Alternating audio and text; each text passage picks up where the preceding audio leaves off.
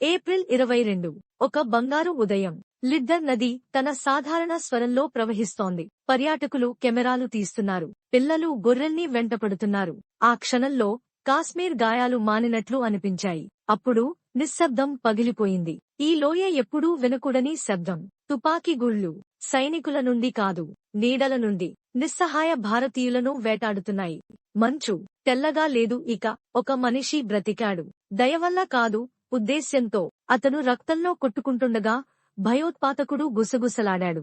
మోదీకి చెప్పు, కాశ్మీర్ మండిపోతుంది. తర్వాత నవ్వు. తరాలు గడిచినా వినబడే ఆ నవ్వు. మనం తెలియనట్టే నటిస్తాం, కానీ తెలుసు. తుపాకులు పాకిస్తాన్ది, శిక్షణ పాకిస్తాన్ది, ద్వేషం పాకిస్తాన్ తయారు. ఇంకా వాళ్ల రాయబార కార్యాలయాలు దీన్ని స్వాతంత్ర్య పోరాటం అని పిలుస్తున్నాయి. కానీ ఈసారి ఏదో మారింది. దీపాల ప్రదర్శనలు లేవు, ఖాళీ ఆలోచనలు, ప్రార్థనలు లేవు. కేవలం నిశ్శబ్దం. ఉరుము ముందు వచ్చే ఆ నిశ్శబ్దం. సరిహద్దు వైపున ఉన్నవారికి మన సహనాన్ని బలహీనతగా తప్పుగా అర్థం చేసుకున్నారు. కాని పహల్గాంలో చిందిన ప్రతి చుక్క రక్తం ఒక విత్తనం.